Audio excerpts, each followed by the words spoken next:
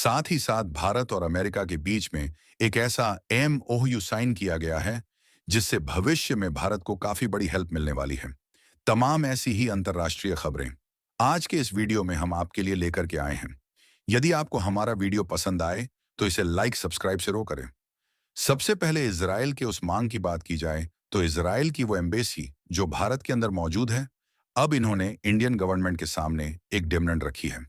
Demand ये है कि जहां पर दिल्ली पुलिस ट्रेनिंग करती है शूटिंग रेंज की, यानी कि बंदूकों की जो ट्रेनिंग की जाती है, उस फैसिलिटी को कुछ समय के लिए इजराइल को दिया जाना चाहिए। यहां पर इजराइल के जो सिक्योरिटी पर्सनल्स हैं, उनको यहां पर ट्रेनिंग दी जाएगी। अब इजराइल कुछ हद तक भारत से कुछ हथियार मांगता तो भारत से आज सप्लाई कर देता, लेकिन इजराइल की ये मांग भारत के लिए नई दिक्कत बन सकती है। आप जानते होंगे, दिल्ली पुलिस सेंट्रल गवर्नमेंट के अंडर में आती है और सेंट्रल गवर्नमेंट को ही डिसाइड करना है कि एग्जैक्टली इजराइल की यहाँ पर किस तरीके से मदद की जाएगी। बट इजराइल की मांग इसलिए रखी गई है क्योंकि इजराइल इस समय चारों तरफ से युद्ध में घिरा हुआ है और इनके पास जो भी सिक्योरिटी है, उन्हें और ज्यादा ट्रेनिंग दी जानी है। अब इजराइल दिल्ली पुलिस के उस यूनिट का एक्सेस मांग रही है जहां पर उनकी ट्रेनिंग दी जा सकती है। लेकिन इसको लेकर के तीन इंपॉर्टेंट सवाल खड़े हुए हैं। पहला सवाल यह है कि भारत और इजराइल किसी भी तरीके के अलायंस पार्टनर नहीं हैं। ऐसे में अगर हम इस तरीके की मदद करेंगे तो डेफिनेटली भारत पर कई सवाल खड़े किए जा सकते हैं। दूसरा सवाल यह है कि अगर भारत ये मदद इजराइल की कर भी देता है, तब पूरी दुनिया ये बात मान लेगी कि हम कहीं ना कहीं पूरी तरीके से जो मिलिट्री और डिफेंस सपोर्ट है, वो इजराइल का करने वाले हैं और कहीं ना कहीं भारत इजराइल के साथ मिलकर के इस युद्ध में होगा। और अगर ईरान पर इजराइल ने हमला कर दिया तो ईरान हमारा नया दुश्मन बन सकता है। और तीसरा सवाल यह है कि अगर भारत मदद नहीं करेगा तो कहीं इजराइल हमसे नाराज ना हो जाए और बड़े पैमाने पर इजराइल से जो हथियार हम इंपोर्ट कराते हैं, कहीं इस पर इम्पैक्ट देखने को ना मिले। वैसे तो इजराइल चाहता ऐसी डिमांड अमेरिका के सामने रख सकता था, लेकिन इजराइल ने भारत के सामने रखा है। इससे हमें इंडियन इस रेंज की कैपेबिलिटीज पता होनी चाहिए। असल में भारत के पास भले ही कम रिसोर्सेज हो, लेकिन जो हमारी ट्रेनिंग फैसिलिटी हैं, इन्हें भारत ने बहुत ही ज्यादा एडवांस बना रखा है, ताकि फ्यूचर में किसी भी बड़े खतरे से निपटने के लिए हमारे देश की नेशनल और बॉर्डर सिक्योरिटी हमेशा पूरी तरीके से तैयार रहे। और इन्हीं क्वालिटीज को देखकर कि इजराइल के एम्बेसी से इस इंपॉर्टेंट डिमांड को रखा गया है। इसके अलावा कई और इंपॉर्टेंट डिमांड की गई है, लेकिन वो लेटर अभी तक पब्लिक में नहीं आया है, जिससे पता चल सके कि एग्जैक्टली डिमांड क्या है और इस इंफॉर्मेशन को भी कॉन्फिडेंशियल रखा जाएगा। बिकॉज ये दोनों देशों के लोग हैं, क्योंकि नेशनल सिक्योरिटी का मुद्दा बन सकता है। फिलहाल के लिए इजराइल की इस डिमांड को होम मिनिस्टर तक पहुंचाया जा चुका है और उसके बाद ही डिसीजन लिया जाएगा कि गवर्नमेंट ऑफ इंडिया क्या डिसाइड करती है, इजराइल की मदद की जाए या फिर नहीं। आप भी अपनी राय कमेंट में बता सकते हैं कि भारत को मदद करनी चाहिए या फिर नहीं।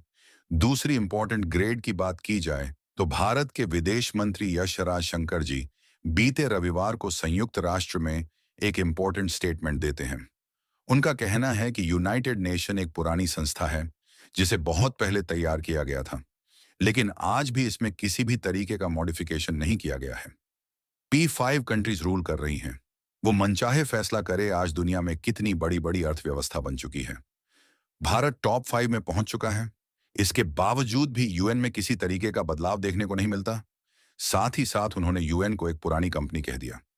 कहा गया है कि जो बदलते वैश्विक परिदृश्यों के साथ तालमेल नहीं बिठा पा रही है और बाजार में तो तालमेल बिठाने में पूरी तरीके से नाकाम संस्था बनती चली जा रही है।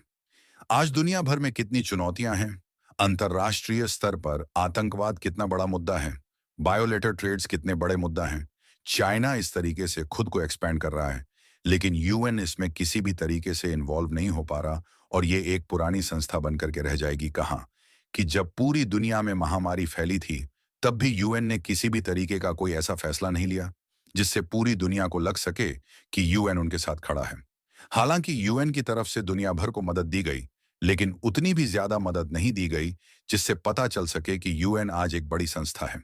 नेक्स्ट इंपॉर्टेंट बेड की बात की जाए तो यह भारत और अमेरिका से सामने निकल के जारी है, जहां पर भारत और अमेरिका के बीच में एक एमओयू, जिसे हम मेमोरेंडम ऑफ अंडरस्टैंडिंग कहते हैं, ये साइन की गई है, जिसके तहत अब अलग अलग देशों में मिलने वाले जो भी नेचुरल रिसोर्सेज हैं, इनको दोनों ही देश मिलकर एक्सप्लोर करेंगे, एक्सट्रैक्ट करेंगे और उनका इस्तेमाल अपनी अलग अलग इंडस्ट्रीज में कर पाएंगे। और दोनों देशों का साथ आना जरूरी होगा। जी, इसलिए हो जाता है क्योंकि इस समय जितने भी नेचुरल मिनरल्स पाए जाते हैं, इस पर चीन की काफी बड़ा कब्जा है। चाहे साउथ अमेरिका की बात की जाए, अफ्रीका की बात की जाए, या फिर खुद सेंट्रल एशिया में मिलने वाले मिनरल्स, सभी जगह पर चीन ने कब्जा जमा करके रखा है। और आने वाले समय में ऐसी चीजों का इस्तेमाल बढ़ चढ़कर किया जाएगा। एग्जाम्पल के तौर पर lithium, nickel, cobalt, copper, iron, ये सभी वो मिनरल्स हैं जिन्हें बहुत ही कम मात्रा में धरती के अंदर पाया जाता है। लेकिन आज के समय में चाहे स्पेस हो, डिफेंस हो, इलेक्ट्रिक व्हीकल्स हो, या फिर पावर जनरेशन, पावर ट्रांसपोर्टेशन, इन सभी में इनका इस्तेमाल किया जा रहा है। लेकिन चाइना के मोनोपोली की वजह से इसे रिड्यूस कर पाना काफी ज्यादा मुश्किल है। इसलिए साथ में मिलकर के काम किया जाए तो बेहतर रहेगा। और एग्जाम्पल के तौर पर आप जानते होंगे कि पूरी दुनिया में इस बात का जिक्र है कि अमेरिका और तमाम पश्चिमी देशों ने रूस के ऊपर प्रतिबंध लगा रखे हैं। रूस के कच्चे तेल को लेकर के, रूस की गैस को लेकर के, और जो भी चीजें रूस दुनिया भर में एक्सपोर्ट करता है, सब पर रोक लगी है। लेकिन एक चीज जिसको लेकर के आज भी पश्चिमी देश शांत बैठे हैं, और वो है रूस की तरफ से होने वाली यूरेनियम सप्लाई जिसको आज तक कोई भी देश रोक नहीं पाया, और भविष्य में भी ये रोक नहीं पाया है। रूस के पास भारी मात्रा में इस तरीके के पदार्थ पाए जाते हैं, और रूस पूरी दुनिया में एक्सपोर्ट करता है। भारत भी काफी बड़ा इंपोर्टर है। और जब पश्चिमी देशों के पास, या फिर कहें तमाम यूरोपीय देशों के पास, इसका कोई रिसोर्स ही नहीं है, तो वो रूस से इसे इंपोर्ट कराने पर मजबूर हैं। तो इसीलिए दुनिया को एक चीज दिखाने की कोशिश की जाती है कि हम रूस पर संस लगा रहे हैं। लेकिन जब बात अपने मतलब की आती है, तो किसी भी तरीके के प्रतिबंध नहीं लगाए जाते।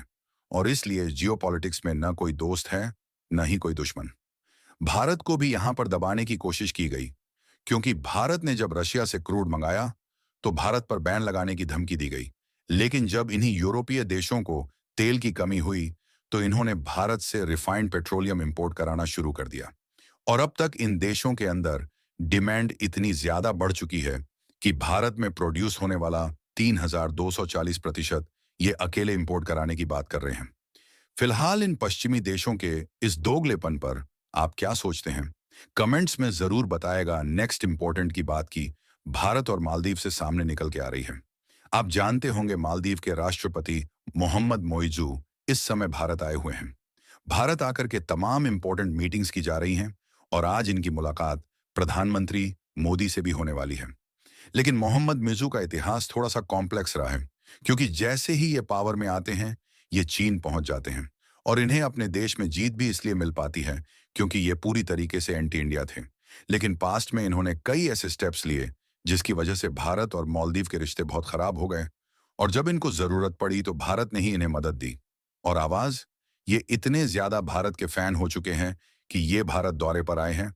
और जब टाइम्स ऑफ इंडिया के दौरान इनसे बातचीत की गई कि मोहम्मद मिर्जू से ये अब चीन के साथ काम कर रहे हैं, और ऐसे में भारत और चीन के साथ काम कर रहे हैं, एक दूसरे के दुश्मन हैं, और आप किसी एक के साथ क्यों नहीं रह रहे हैं? खासकर भारत के साथ आपको रहना चाहिए। भारत आपकी समय समय पर मदद करता है, और इसी चीज को लेकर के मुइज़ों का बयान सामने आया है।